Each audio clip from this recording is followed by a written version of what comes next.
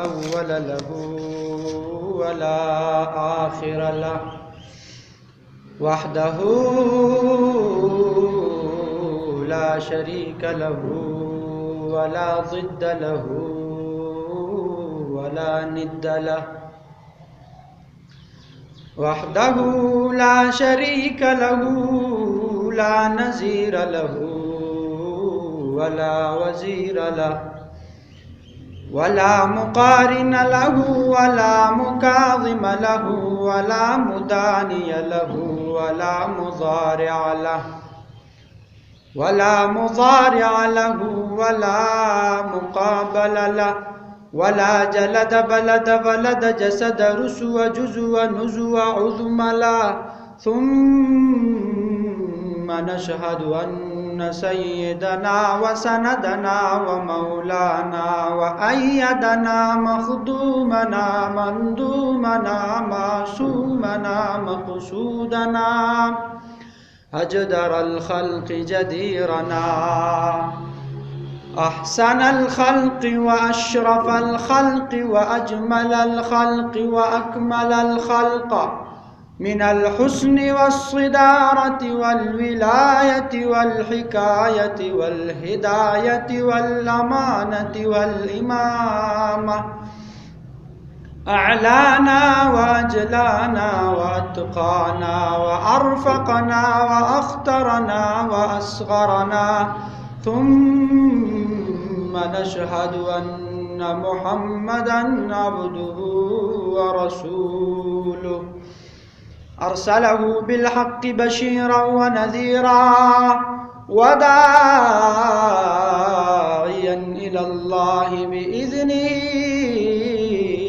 व सिराजम मुनीरा अम्मा बअदु फ़अऊज़ु बिल्लाहि मिनश शैतानिर रजीम बिस्मिल्लाहिर रहमानिर रहीम वल अस्र इन्नल इंसाना लफ़ी खुस्र इल्लल्लज़ीना आमनू व अमिलुस्सालिहाति व तवासौ बिलहक़्क़ व तवासौ बिस्सब्र सदक़ल्लाहुल अलीयुल अज़ीम व नफ़अनी व इय्याकुम बिआयातिही व ज़िक्रिल हकीम इन्नहु तआला जव्वादुन करीमुन मलिकुन बर्रुन व रब्बुर रऊफ़ुर रहीम। काबिल एहतराम इज़्ज़तमंदों मुसलमानों, स्तासु मख़्की में अल्लाह रब्बुल आलमीन द लारेब किताब कुरान अज़ीमुश्शान ना यो सूरत मुबारक उलुस्तो सूरतुल असर पदी के अल्लाह रब्बुल आलमीन द निजात लार खई मुसलमानान कि निजात लार कमदा द कामयाबी और कामरानी हकीकी मायार खई इंसान था कि कम इंसान कामयाब दे, कम इंसान कामरान दे, कम इंसान नाकाम दे। सूरतुल असर द कुरान अज़ीमुश्शान पर आखिरने पारे की मौजूद थे। द दी सूरत पर बारे की सलूर खबर खपल जहन की केनवल पकार अवल खबर अदारा जिदा सूरत द नुज़ूल पे एतबार सरा अव्वलीन सूरतुन की दे, यानी मक्का मुकर्रमा की जो नबी अलैहिस्सलाम मौजूद हो नबी अलैहिस्सलाम अव्वलीन दवर की द नबूवत अव्वलीन दवर की ददी सूरत नुज़ूल शवे दे। द्वेमा खबर अदा जहन की किनवल पकार दी जिदा सूरत द कुरान अज़ीमुश्शान पर मुख्तसर तरीन सूरतों के यानी दुम्र मुख्तसर जदीद درې آیاتونه دي دا ټول سورت په 3 آیاتونو باندې مشتمل دی او بیا اولنې آیت د دې سورت صرف یو لفظ دی والعصر یو لفظ باندې مشتمل دی نو د قرآن عظیم الشان په مختصر ترین سورتونو کې د دې سورت شمار کی درېمه خبره کوم چې اهمه ده چې د دې صورت لدا اعتبار او معیار حاصل لې چې د قرآن عظیم الشان په لویو جامع ترین صورتونو کې د دې شمار کیږي د صد وجنه د مفهوم او د معنا د اعتبار سره یعنی دا صورت خوده وړکه 3 آیاتونه دي خو د مفهوم او د معنا په اعتبار سره د قرآن لویو صورتونو نم جامع ده بهترین دغه چې کوم خبرې اترې شوی دي نو هغه ډیر جامع دي د دې په مختصر غوندې آیاتونو کې ډیر جامع او وسیع معنی پراته دي د دې وجنه به صحابه کرام رضی الله تعالی عنهم اجمعین چې کله یو بل سره ملاویدل چې دوه کسان به ملاویدل چې کله جدا کیدل نو په دغه موقع باندې به یو بل ته سورۃ العصر تلاوت کو یو بل ته یاد دهانی کوله ځکه چې دې کې ډېر جامع معنی پرته ده ډېر وسیع معنی په دې کې پرته ده د دې وجنه امام شافعی رحمت الله علیه فرمایي چې الله رب العالمین کچری قرآن نه نازل کړي او صرف دا یو سورت نازل کړي وینو د انسانیت د هدایت د پاره دا یو سورت کافی او شافی یعنی که انسان هدایت لټي او هدایت غواړي او نه غلار لټول غواړي نو کداغه انسان صرف په دې سورۃ العصر باندې غور او فکر او تدبر وکړي نو دې انسان ته هدایت ملاوي شي او نه غلار ورته ملاوي شي د هدایت د پاره صرف دا سورۃ کافی دا قول د امام شافعی رحم الله سلورم خبره چې د دې صورت مطابق دا چې انسان خپل ذهن کې کړي هغه دا چې د دې صورت چې څومره الفاظ دي نو هغه ډیر آسان او سهل دي او اکثر الفاظ دا غینه موتا په خپل روزمره ژوندۍ کې استعمالو اورنه لفظ د دې صورت والعصر نو عصر مونږ استعمالو مونږ وای عصر حاضر دا زمانہ مونږ وای هم عصر ای زمونږ د زمانه خلق نو دا الفاظ د عربی دي خو په اردو کې مستعمل استعماليږي او معشوم په دې پويږي او لویم په دې پويږي نو د انساني ژوندۍ کې د الفاظ استعمال شد دي نو دا آسان دي دویم لفظ دی بسی ان الانسان لفی خسر نه خسران او خسر موتا پیجنو چې خسران تاوان ته وي نو تاوان هر انسان پیجن وعملوا الصالحات نیک اعمال نیک عمل سوکي امنو ایمان راوړي نو ایمان او عمل صالح دا موتا پیجن وتواصوا دا تواصی دا لفظ چې کوم دی دا لکه مونږ باندې انجان لګي د دې وجنه مونږ اوریدل نه دی خو د دې چې کوم ماده ده او د دې کوم مصدر دی هغه وصیت دی نو هغه مونږ استعمالو وصیت خلق په مړی ته کوي نو دا وصیت د لاس پښتو کې مونږ استعمالو نو دغه وتواصو د دې وصیت نه دی او بل اخرنه لفظ صبر دی نو صبر مونږ استعمالو پښتو کې خلک استعمالي صبر نو معلومه دا شو چې د دې صورت چې دا 3 آیاتونه دي په دې کې کوم الفاظ دي دا ډېر آسان دي او هر انسان په دې باندې پوهیږي او هر انسان په خپل روزمره ژوندۍ کې استعمالي نو دا سلور خبرې د دې آیات مطابق چې هر انسان سره په ذهن کې اوس راځو د دې لفظا معنی او ترجمه ته چې په دې کې الله رب العالمین ست تنبیه ورکي او سنی غلار د پاره هدایت کې او سراه نجات موتا ته خصلات اورنه آیت کې الله والعصر قسم دې په زمانہ باندې قسم خوري الله په زمانہ باندې واو د پاره د قسم دل تراغله کله چې د یو لفظ نمخ کی واو راشي او داغي په اخره کې زیر راشي نو دا واو نه مراد قسم وي دلته والعصر اخره کرا لاندې زیر دی او مخ کی واو دی د دینه مراد سوی قسم الله قسم خوري په زمانه باندې په عربی کې زمانه د بار دو لفظونه استعمالېږي، یو عصر او بل دهر. دهر هم زمانه ته یو عصر هم زمانه ته وي. فرق پکې څه دی؟ فرق دا دی چې دا دهر زمانه مطلق ته وي، یو ځای د پاره خاص وي، یو زمان د پاره. او هر چې دا عصر دی نو دی کې تسلسل دی او بدی کې ډېر تیزی سره تیرودونکي زمانه طرف ته اشاره ده. الله و چې ډېر تیزی سره تیرودونکي زمانه باندې مې قسم وي. زمانه څونه تیز تیری، پرون انسان ځوان و نن بوډا شو، نو څونه تیزی سره د زمانه تیرودونکي ده. نو د دې زمانه قسم الله چې والعصر په تیزی سره تیرودونکي زمانه باندې مې قسمي.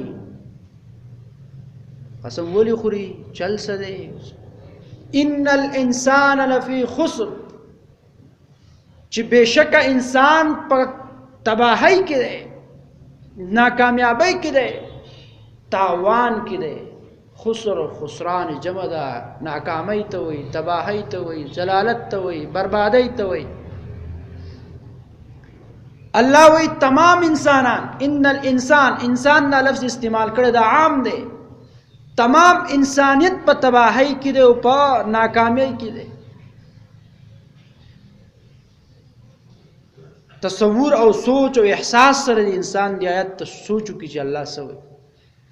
الله و انسان تباہی کې دی. چرته یو انسان راشي او اعلان کی په دې جمعات کې چې سبا سیلاب را روان دی، آفت را روان دی، مصیبت را روان دی او تاسو ټول به پکې تباہ کیږئ.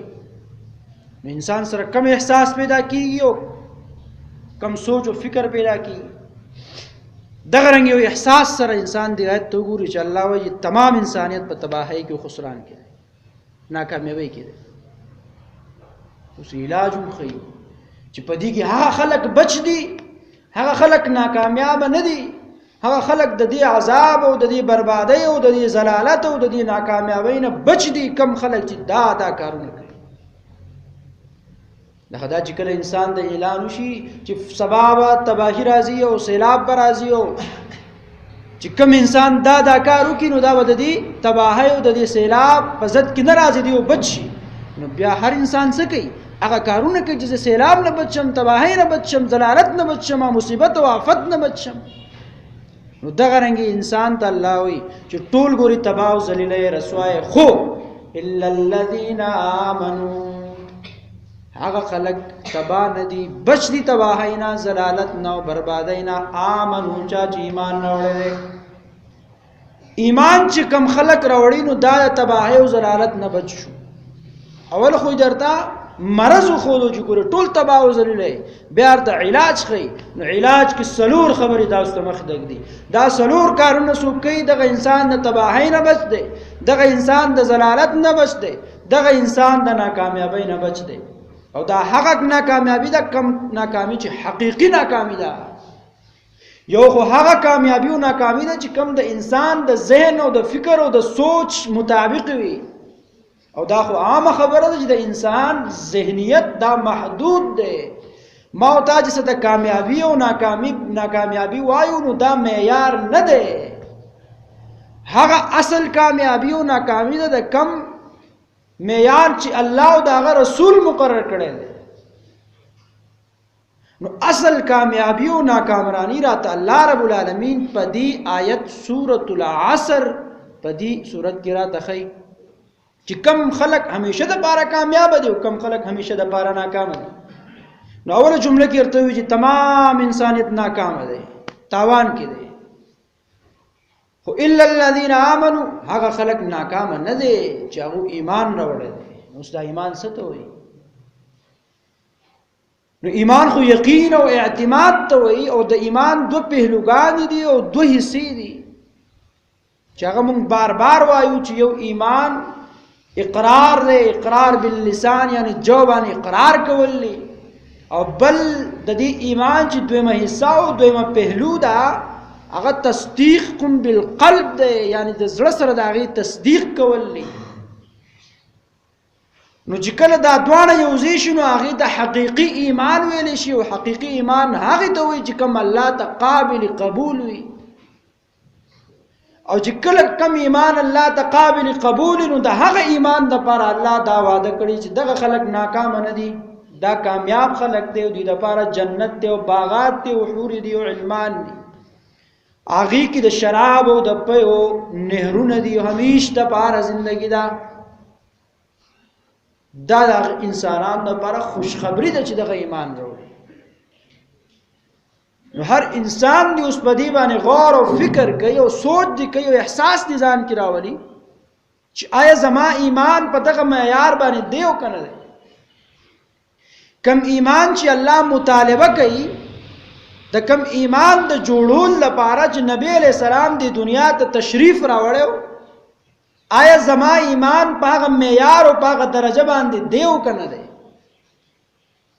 آیا داسې خو نه ده چې په خوله باندې خو ما اقرار کړی دی چې ایمان مې راوړی دی، زما زړه ته دا خبره نه ده کوزه شوې، داسې خو نه ده چرته، داسې خو نه ده چې په خوله باندې خو زه اقرار کوم د الله د ربوبیت او د الله د توحید او د نبی علیہ السلام د رسالت،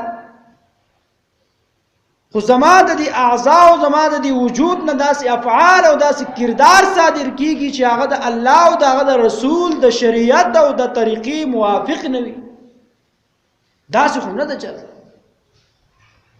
دا د هر انسان د پاره لمحه فکریه ده او توجه مرکز دی چې انسان دې د سوچ کوي زما ایمان څنګه دی، آیا زمونږ روایتي ایمان دی او کنه حقیقی ایمان دی. دویم طریقه الله خی د نجات ذریعہ خی چې وعملوا الصالحات، هغه خلق چې نیک اعمال کوي، صالح اعمال کوي، هغه خلق د ناکامۍ نه بچ دي، هغه خلق د خسران او د تباہی او د ضلالت نه بچ دي چې کوم نیک اعمال کوي. نیک اعمال څه ته وایي؟ د نیک اعمال لپاره عموما 3 شرایط مفسرین ذکر کوي چې عمل صالح به هر هغه کار ته ویل شي چې باغی کې اولنې شرط انسان ایمان راوړي، د الله اقرار توحید کی، د نبی اسلام د رسالت اقرار کی او زړه سره داغي تصدیق کی او چې کوم ایمانیات دی هغه راوړي. دویم چې دې دغه کار کوي دا اخلاص باندې کوي، دې کې ریا نه وي، خودنه نه وي، د خلقو د بار نه وي، صرف په دې کې د الله رضا مقصود وي، د الله رضا مطلوب وي. دریم چې دا کار په طریقه د رسول الله صلی الله علیه وسلم وي، دغه عمل صالح وي.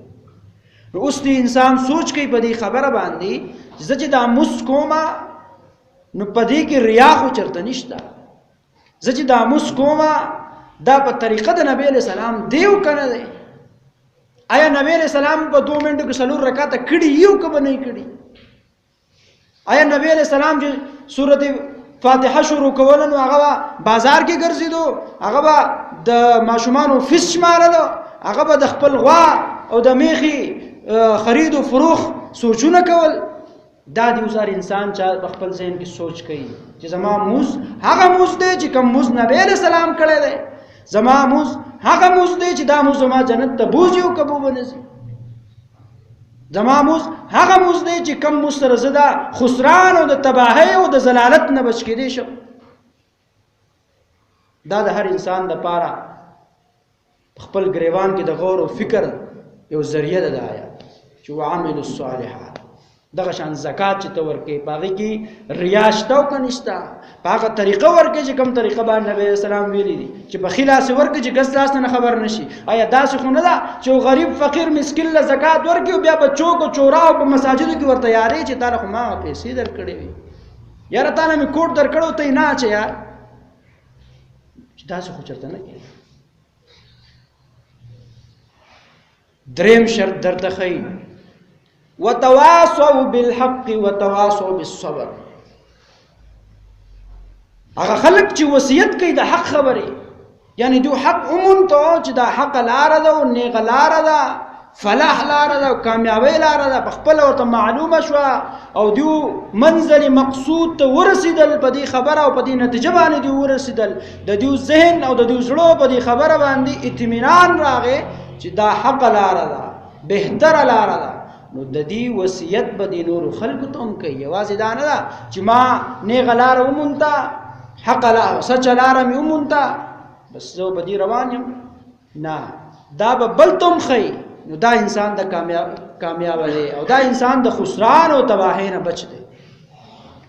نو وتواصوا بالحق یعنی وصیت به د حق بل تم کوي، شهادت حق به کوي، حق خبره به نور ته وي، د حق خبرې گواهی به ورکوي، دعوت او تبلیغ سلسله به جاری ساتي. او اخرنه او سلورم ذریعہ د نجات درته خی چې وتواصوا بالصبر. هغه خلق کم خلق چې وصیت کوي د صبر. صبر په ډیرو معنی باندې راځي. یو صبر هغه ته وایي چې انسان د ګناهونو نه صبر کوي. تا ته د زنا ماحول جوړ دی، د غلا ماحول جوړ دی، د چغلۍ، د غیبت، د بهتان او د تمام ګناهونو، د لوی ګناهونو او د وړو ګناهونو، کبایر او صغایر ماحول درته جوړ لی او ته یې کولی شي. په دغه موقع باندې ته صبر وکړي چې نه یې کومه، په ګناه باندې صبر وکړي، نه یې کوم ګناه، الله به خفه کېږي، نبی علیه السلام به ناراضه کېږي، جهنم ته به ځم. دا خو غلطې لارې ته انسان راکاږي. نو دغه د صبر وایي، دا یو صبر. دویم صبر دا دی چې په نیکۍ باندې انسان صابر پاتې شي، مستقیم پاتې شي، چې د الله توحید دی منلی، د الله د نبی اسلام رسالت دی منلی دی، او په دې باندې ته مستقیم پاتې شي. تا د دنیا لالچونه، دنیا مفادات، د دنیا جاه و جلال، د دنیا بینګ و برس، دا تا د انسان مخې ته کېدي او ته وایي چې نه، دا خو عارضی چیزونه دي او اصل سیس خو دین اسلام دی، اصل سیس خو محبت د الله دی، او په هغې باندې ته مستقیم پاتې شي او استقامت اختیار کړي. دغې ته هم صبر وایي. مخکې دې 4 ټیمه منځونه کول، اوس دې 5 ټیمه شروع کړي او په دې باندې مستقیم پاتې شي، دې ته صبر وایي. په نیکۍ باندې صبر. مخکې زکات نه ورکوو، اوس دې زکات شروع کړی او په دې باندې مستقیم پاتې شي. صدقات او خیرات د نه ورکول، اوس شروع کړي، په دې باندې مستقیم پاتې شي. داسې نه چې یو ځل دې ورکړو بیا خبره ختمه، یو ځل دې قرآن تلاوت وکړو، په دې باندې اوس مستقیم پاتې شي. دې د صبر بن نه کوي، په نیک اعمالو باندې صبر. دا 4 خبرې سورۃ العصر کې الله رب العالمین موتا تو خو دی. اول الله قسم خوري، والعصر قسم می دی په تیز ترین دور باندې، زمانه باندې. ان الانسان لفی خسر، بشک تمام انسانیت په تباہی کې دی، په ناکامۍ کې دی، په ضلالت او پر رسوایی کې دی. خو علاج درته خی الا الذين امنوا، بشک هغه خلق ناکام نه دي، ناکامر نه دي، هغه خلق تباہی او ضلالت او بربادی نه بچ دي. امنو چا چې ایمان راوړو، وعملوا الصالحات او چا چې نیک اعمال وکړو، وتواصوا بالحق او چا چې وصیت د صبر وکړو، وتواصوا بالصبر او څوک چې وصیت د صبر کوي بلتا. دا 4 قسمه خلق الله وی کامیاب دي او دیو ناکام هم نه دي، او دیو تباہ هم نه دي، او دیو ذلیل هم نه دي، او دیو رسوا هم نه دي. اوس د انسان د پاره دا آیت او دا سورۃ عصر د قران نه جوړ دی. په دې باندې انسان سوچ او فکر کوي چې زه به کومه ډله کې شامل یم، خسران کې هم که کامیاب یم. چې دا 4 کارونه کې نو هله به ته کامیابی، استاد پر جنت دی، استاد پر خوشحالی دی، د الله دیدار دی او د الله رضا ده. او هر چی د دې کې یو کارون ته نه کې، نو تاره په دې ګریوان کې سوچ پکار دی. 3 کارونه کې یو نه کې هم کامیاب نه، 2 کار کې 2 نه کې هم ناکام وي. 4 وانه کارونه بخپلې. دا الله تعالی مختصر غوند کې نچوړ د دنیا د ژوندۍ خودو او د نجات لار او د کامیابی لار ته ته خدا. او هر انسان چې کله ماشوم اسکول ته ځي، ناغه وخت نه د اسکول د دې لپاره چې کامیاب شي. او بیا خلک ته تبوس کې ته بس جوړيږي، ډاکټر او انجینیر ولې جوړيږي، لګا وای دا کامیابی ده. نو د قرنګي الله تعالی اصل کامیابی خې دا خو د دنیا وړي وړي کامیابی، ډاکټر شو، انجینیر شو، پیسې به کډېر نو څه نشته، پیسې دي. بیا مرشي خبر باندې خبر بواړي ټول برازي، بیا ستا کامیابی څه شو. اصل کامیابی الله خې چې دنیا او آخرت دوانو کامیابی هغه بدی کې پرته، حقيقي کامیابی. الله رب العالمین دې بدی خبر والمالا بیا تاسو له عمل کولو توفیق راکړي. وقول قولي هذا استغفر الله لي ولكم ولسائر المسلمين.